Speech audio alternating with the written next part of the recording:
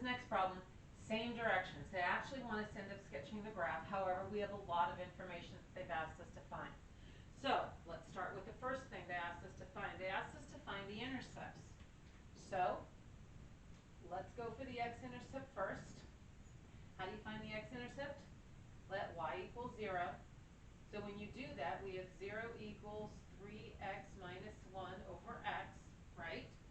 Then what? Yeah, multiply both sides by x so you can get rid of the denominator. So what's my next line look like? Good.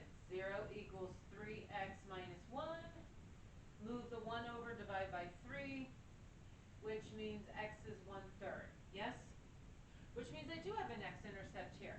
I have the point 1/3, comma, 0. Cool. Okay. But we also need to find not just the x-intercept, we need to go for the y-intercept. So how do you find the y-intercept? Let x equal 0. So when you let x equal 0, we end up with 3 times 0 minus 1 all over 0. Yeah, that's not looking so good, is it? So do we have a y-intercept? Nope. Because you can't let your denominator be 0. So there goes that one, right?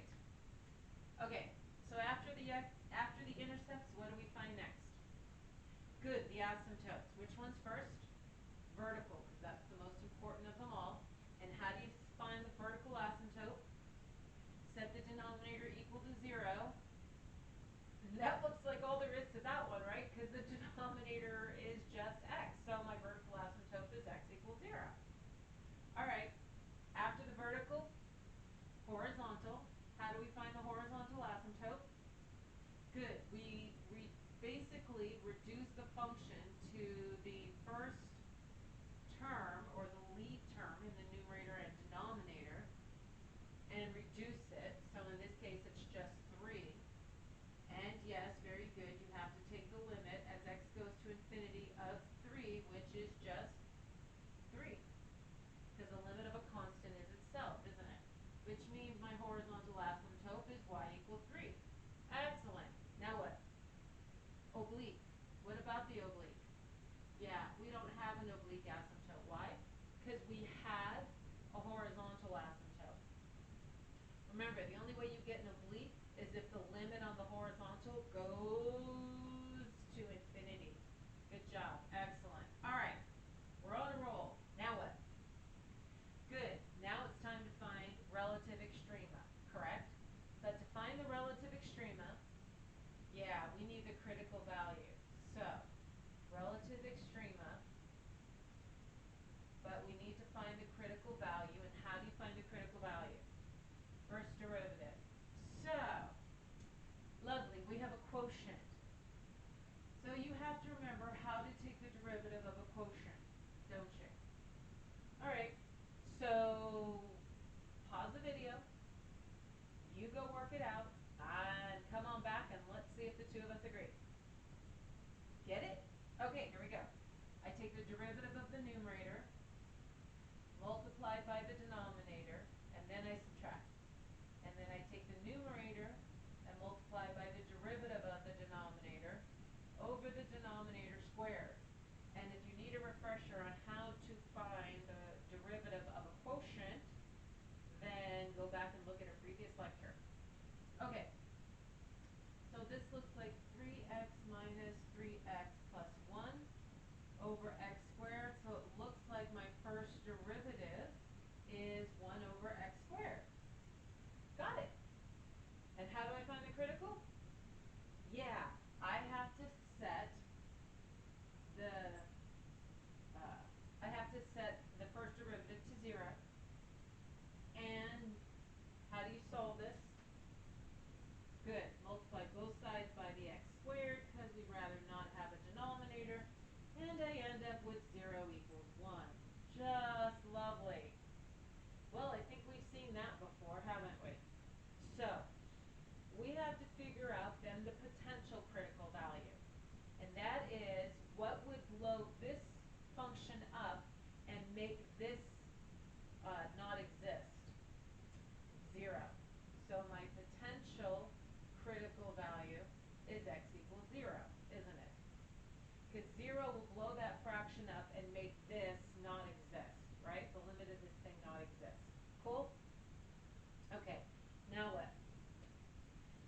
we have to figure out, now that we have the potential critical value, hold on, can we find the y that goes with it?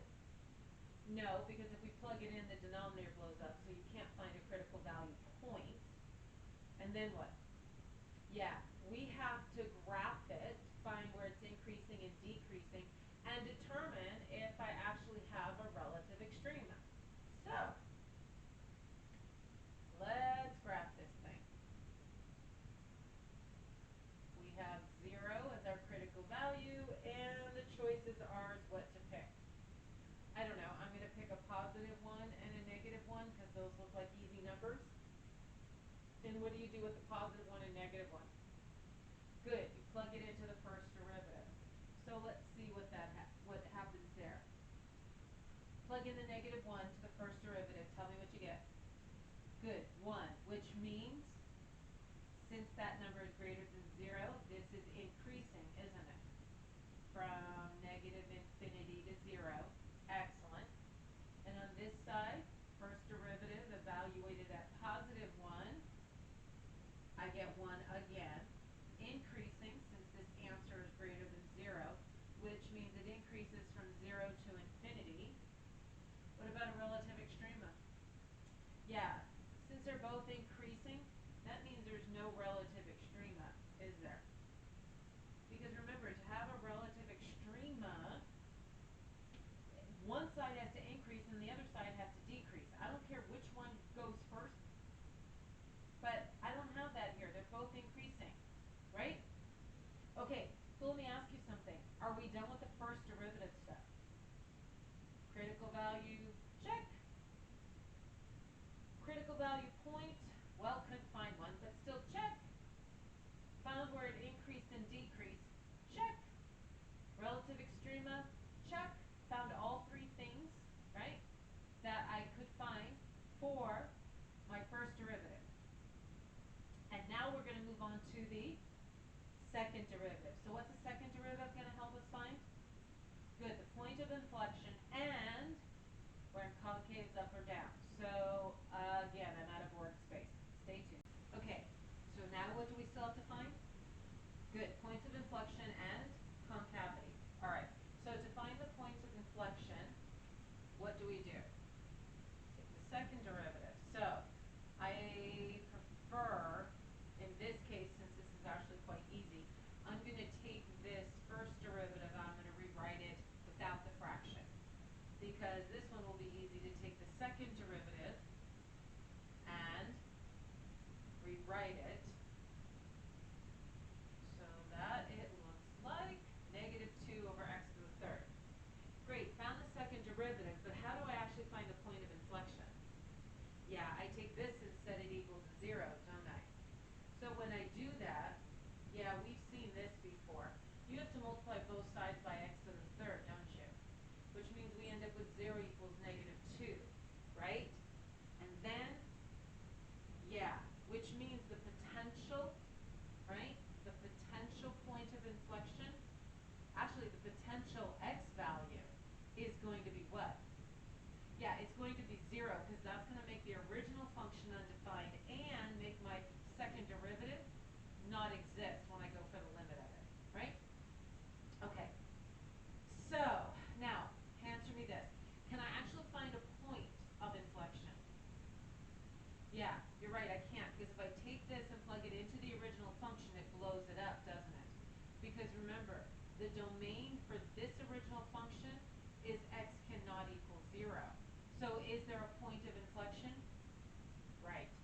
There's no point of inflection. But this will help me still find, this potential x value will still help me find what? Concavity. Good. Excellent. So, what am I going to do? Get my number line, right? My x-axis, 0, because that was the potential x value. And then what? Good. Let's choose a number on each side of it and plug it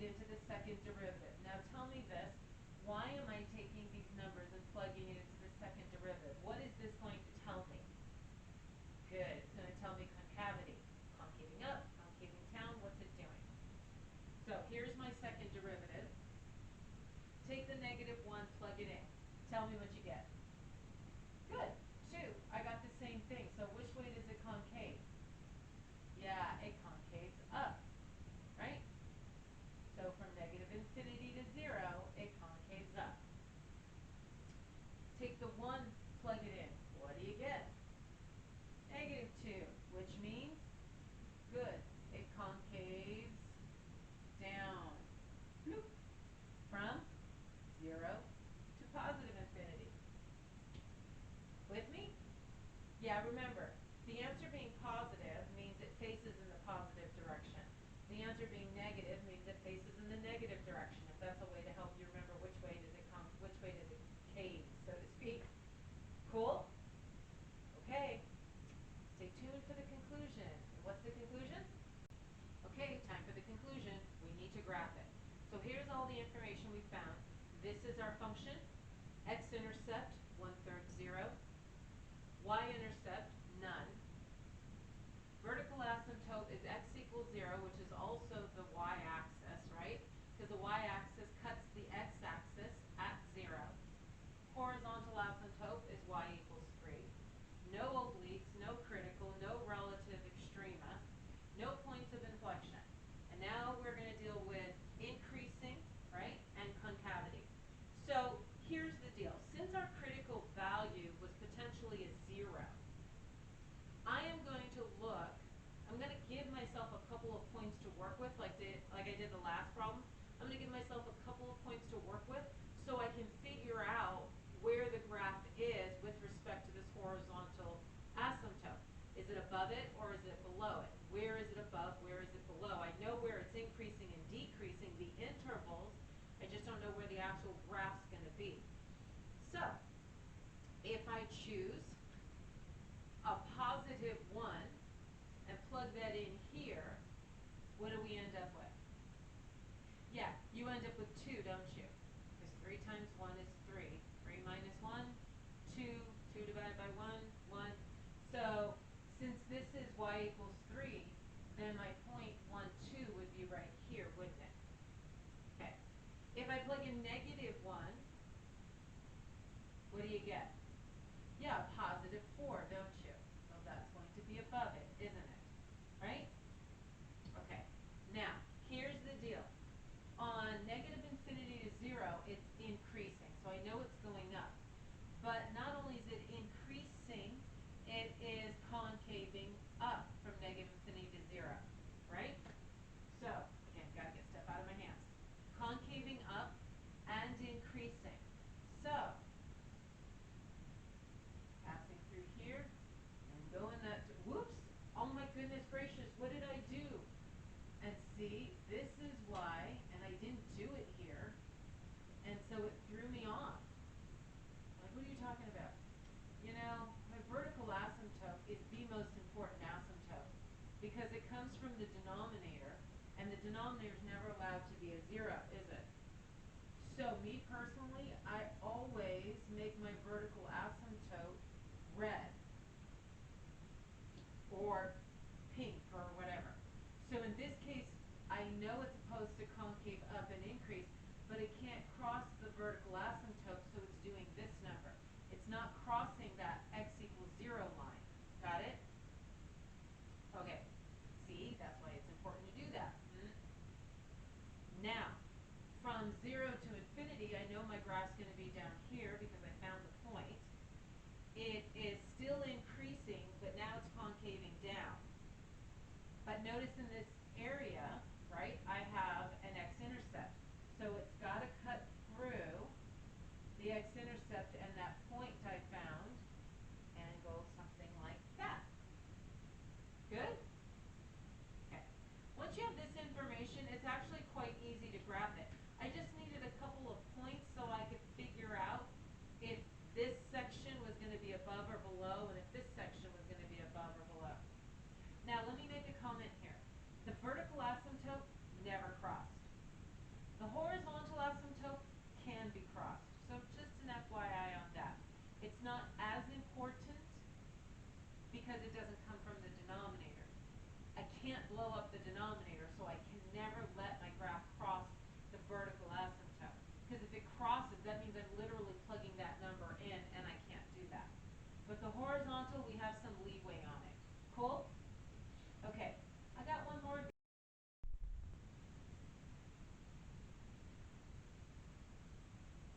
Okay, so let's look at this third problem.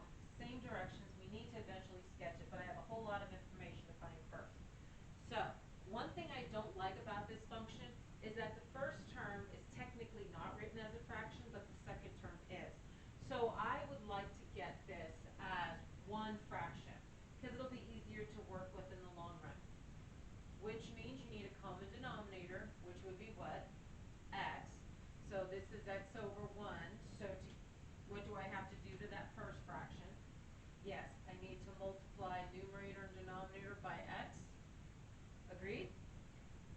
So we have x squared plus 9 over x as our function that we're actually going to look at and work with. Cool? Okay, so what are we finding first? X-intercepts. Gotcha. So how do you find the x-intercept? Let y equal 0. Good. And I do all my wonderful algebra. I multiply both sides by the denominator of x, so it cancels out. I'm going to scoot the 9 to the other side. I'm going to take the square root, and I get plus or minus 3i. Oops. You're like, why are you saying oops? Do you ever see an I on a grid system, on a Cartesian coordinate system? That's the x-axis, that's the y-axis. Do you see an I on that? Neither do I. So do I have any x-intercepts? No x-intercepts. Okay? No x-intercepts. How about those y-intercepts while we're here? Y-intercept means we let x equal 0. Can I let x equal 0? Nope. So here's the thing. I don't have any x or y-intercepts in this case. So be it. If that's the way it works out, that's the way it works out. Good? Okay. What's next on our list? Good. Vertical asymptote. What's my vertical asymptote? X equals 0. I set the denominator equal to 0 and go for it. Love it. Horizontal. Yeah, we are going to reduce the function, so to speak. We are going to look at the lead term in the numerator and the denominator, reduce it, and then take the limit as x goes to infinity, which is, oh dear, that's infinity. So do I have a horizontal asymptote? I do not. Which means, yeah, more than likely there's an oblique asymptote, right? Okay, remember how to find the oblique? I've got to do some long division, don't I? All right, so I'm going to do some work up here at the top because I have more room. And to find the oblique asymptote, we are going to put the numerator inside. The denominator goes outside. And gratefully, this isn't too bad to work with. So what do I have to multiply by x to make it look like x squared? Just x. So that's just x squared.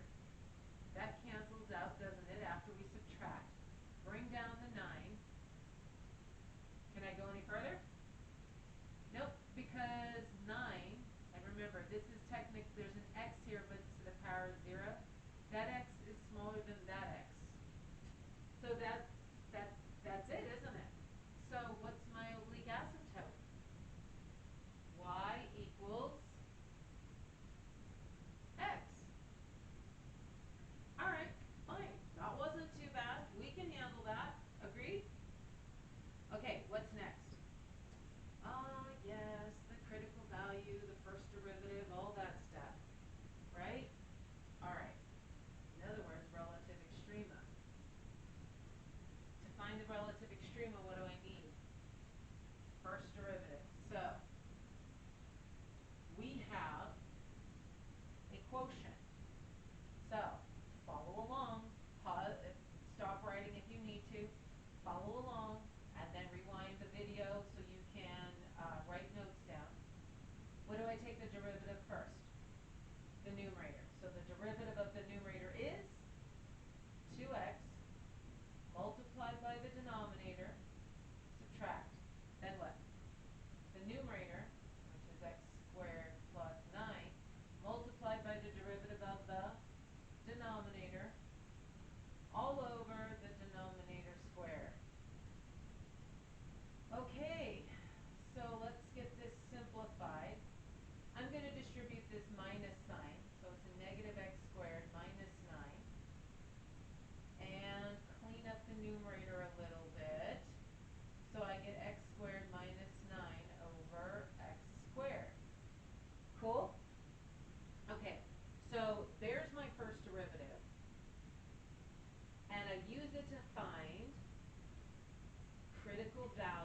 Excellent. And my critical value is going to be found by setting the first derivative equal to 0. And what's the first thing I do?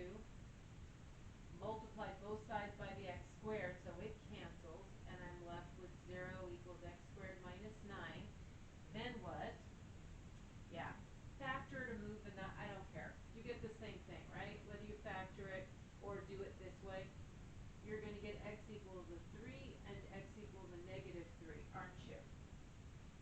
Okay, so, wow, this is good. So since I actually have x's that came from setting the first derivative to 0, I didn't have to find potentials. I actually have a critical value. Now I can find the y's that go with it. So when I have x equaling 3, I need to find the y that goes with it, don't I? Okay, so plug it in. 3 squared, 9, plus 9, 18, divided by 3, 6. So here's 1 point, 3 comma 6. That's one critical value, that's 1 point, right? The critical value is 3, and the point that's associated with it is 3, 6. Okay, the other one is negative 3. Plug it in. 9 plus 9, 18, divided by negative 3, negative 6. So I have negative 3 and negative 6 as the other point associated with the critical value. Yay! Okay, we're on a roll. And now what? Increasing and decreasing. You're right. Increasing and decreasing. Now, I'm going to switch it up on you a little bit here. I'm going to go for the second derivative. Because remember, the second derivative can tell me increasing and decreasing and concavity and relative min or max from the increasing and decreasing as well. With me? So, just switching it up on you a little bit. Why? So you recognize that this can be done. And this may actually give us more information or help us find all that information quicker, more concise format. So here's my first derivative. Let's go find derivative number 2, because that's the second derivative test. Agreed? So find derivative number 2. What do I do? Derivative of the numerator times the denominator minus the numerator times the derivative of the denominator all over the denominator squared. Oops. All right, let's clean this up. How are we doing? You guys with me? Yeah, we kind of have to remember how to do all this derivative stuff. So let's see. That looks like 2x to the third minus, let's distribute. Looks like 2x to the third minus, oh, 18, isn't that? That's an 18x all over x to the fourth. And so finally, when I clean it up, looks like those 2x to the thirds cancel, and that becomes a positive 18x over x to the fourth, which reduces to 18 over x cubed. Right? You're like, wait. How'd the 18x go positive? Because I take this minus sign and I distribute it to the parentheses, don't I? Agreed? Okay. So, I found the second derivative, but I've run out of board space. So stay tuned. Okay, so we found our second derivative. We found our critical values of negative 3 and positive 3. We found the y's that went with them. What we still haven't figured out yet is where it's increasing and decreasing. Now, I opted to use the second derivative test as an alternative way of finding where it's increasing and decreasing. So if you just want to watch and not write any notes yet, that would be good. And then later you can rewind it and take some notes for yourself. So to determine the increase increase and decrease, the second derivative test says you're going to plug in your critical values to the second derivative so you can determine concavity. Because remember, second derivative tells you where concave's up and concave's down. That's the point of second derivative. But knowing where concave's up and down is actually going to help me determine where it increases and decreases. So just watch. So if I plug in -3 to the second derivative, tell me what you get. Yeah, you get -18 over 27, which is a -2/3. Got it. Over here, you get 18 over 27, which is a +2/3, right? So on this one, which one does it concave? Good, it concaves down. On this one, it concaves up. Now, let me just kind of give myself a little bit of a number line. I am going to put my 2 points here. I had -3 and -6. I had +3 and +6. On this one, we determined it concaved down. On this one, we determined it concaved up. Correct? All right. So first off, let me ask you this. On the -3, -6, since it concaves down here, what do I have? A relative min or relative max? Good, because since it concaved down, I have a relative max since that point's at the top. So we have a relative max at y equals -6, and it occurs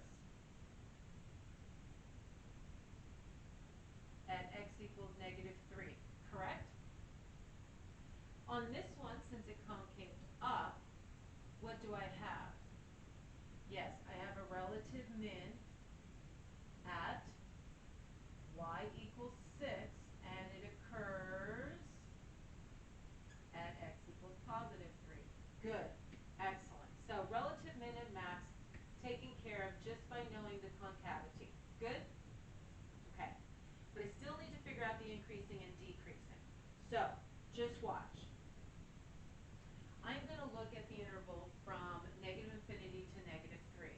And when I'm looking at this concavity here, I'm figuring, well, the graph's going to go down and the graph's going to go down. So it's kind of going to do this from -infinity to -3. It's going to come up in this direction, isn't it? Because you always read from left to right, which means the graph is coming up, isn't it?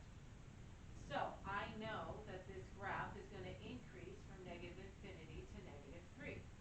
Good? Okay.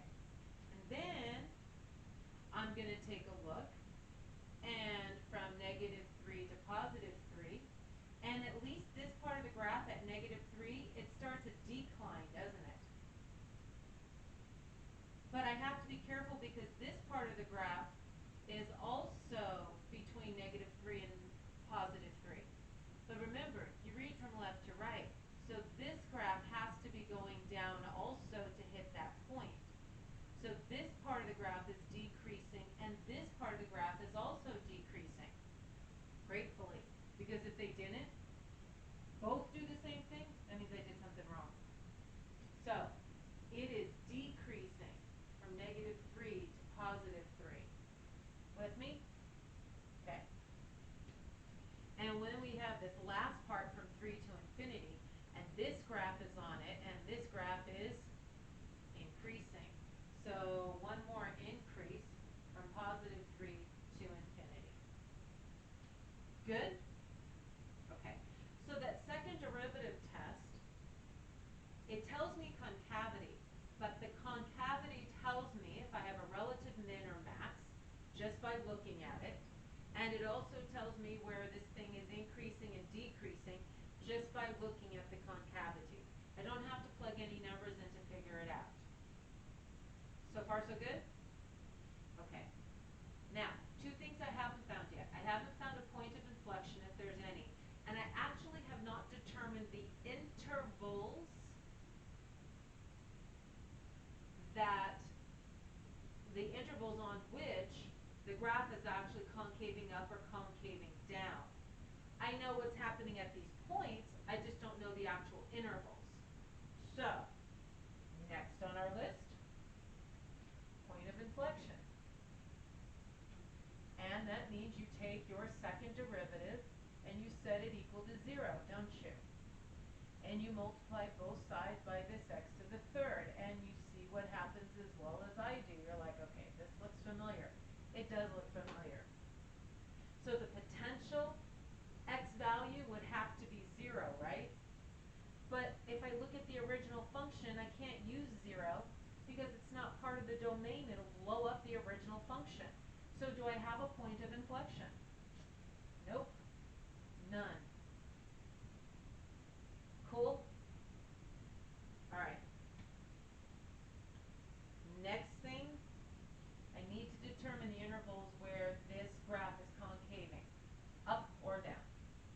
So, I am going to use the 1x value that I had as a potential on the second derivative, which was 0.